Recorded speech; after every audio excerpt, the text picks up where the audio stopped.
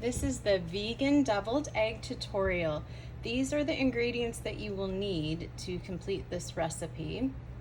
We have kosher baby dill pickles, organic apple cider vinegar, yellow mustard, unsweetened original plant-based milk by Ripple, the Follow Your Heart soy-free vegan mayonnaise. They make one that has soy and one that doesn't. Onion. In the little baggie from the bulk section, I got the agar powder, which is basically a seaweed, and they made it into a powder. You may also find the flakes at the grocery store in the Japanese section. They have flakes, and you can use a mortar pestle to grind up your own if you can't find it in powder form. The key ingredient to this is the Indian black salt. Indian black salt has a strong sulfur content to it, so it's going to mimic the flavor of an egg. And then dill, garbanzo beans will be the internal filling, and I have also put paprika because I want to do a little sprinkle on the top to make it look legit, you know. All right, let's get started.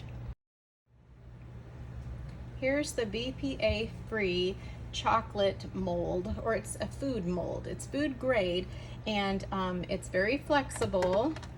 It's meant for making chocolate eggs, but you could make a whole boiled egg look with this as well if you wanted to. I have a link down below so you can purchase this. Oh, burns. Ah! That's why I do it like this, because I can't see. That's how you chop onions when you're crying.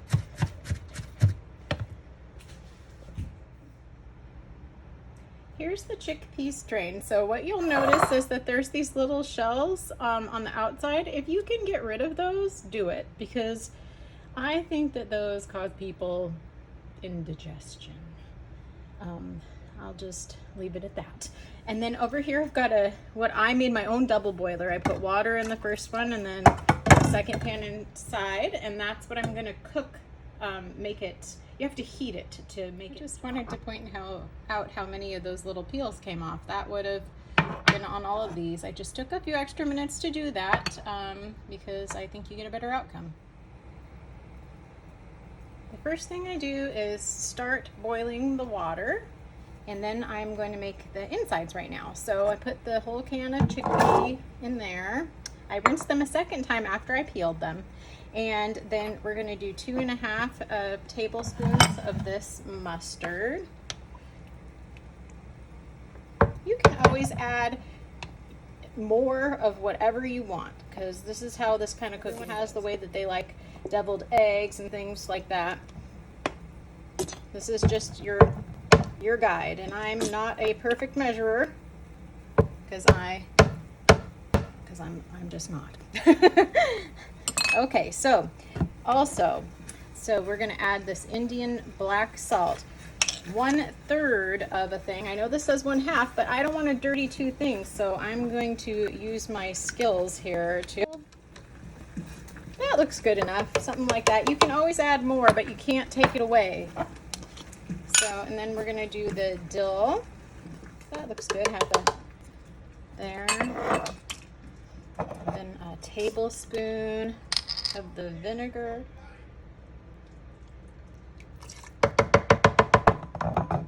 It's apple cider vinegar, so good, so good.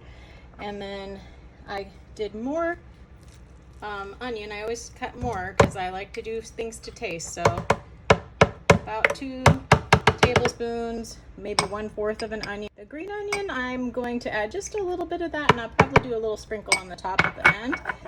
And then I cut up 4 little pickles, so I'm gonna add all of it. 2 tablespoons. All right, get that mixed up. You could do this in a bowl and use a fork to squish this, or a potato squisher, and then you wouldn't have to chop these so fine, but I'm just doing it this way because it's really hot here today. It's like, I think it's over 100 in Seattle. I can't remember. I've lived here my whole life. I can't remember the last time.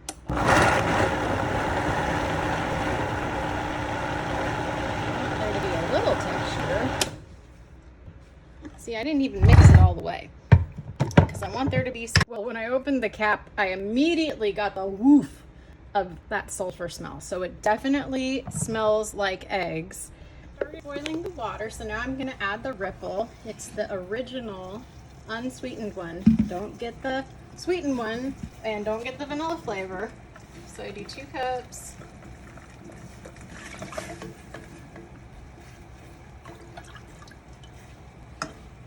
Then we're gonna do 1 tablespoon of the agar powder.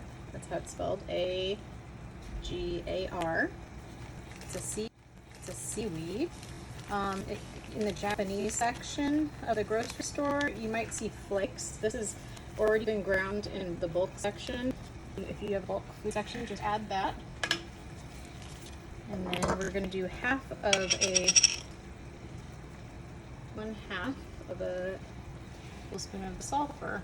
So I turned boiling off because my method of creating my own double boiler can kind of spray, so you have to be careful. I suggest having a real double boiler, but I don't. So you can see this has got steam coming off. It's nice and simmered. So now I'm going to take it out of this water and set it on the counter. I'm lucky I have tile, so I can set it directly on the counter and let it cool down just a little bit. Okay, we're about there. So it's kind of like almost like a pancake batter consistency, and I just pour it right in. If you go over the sides, it's okay. You can just wipe it up later.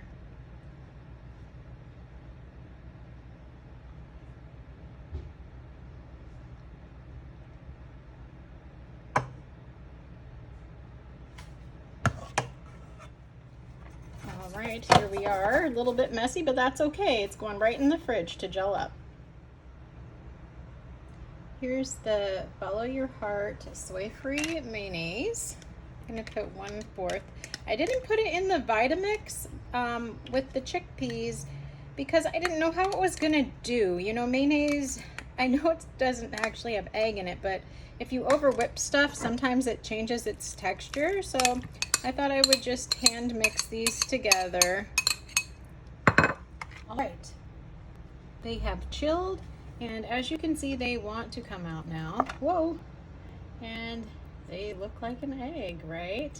So to make it more authentic, I take you could use a melon baller or a spoon and just scrape in there and take out a chunk so it'll be just like an egg, right? I wanted to point this one out. I'm glad this happened. This one broke because I was impatient and I was trying to look sooner. That's okay. And we're gonna do with this the same thing. We're saving these because we're gonna make egg salad next. So you just chop those pieces up. Even all of these little pieces, you can use those. We're not wasting anything here. So I'll do another one of these. You just pop it out and take a little scooper or melon baller or a spoon. Get in there and make a spot for that. Yummy insides. And save. If you get one that has frayed edges, just go like that. Wipe it away.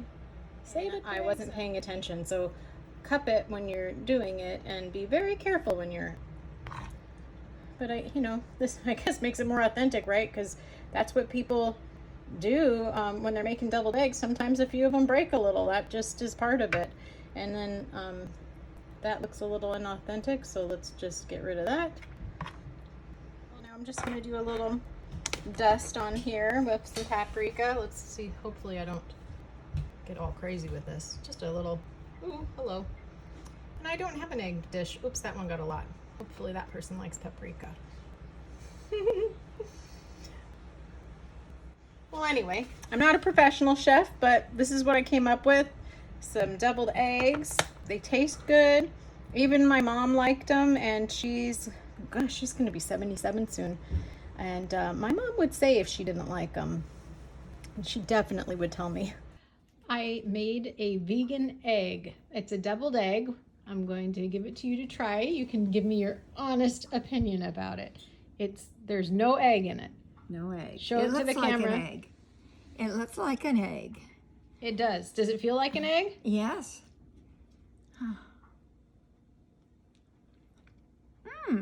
It does. Tastes like an egg? Mm-hmm.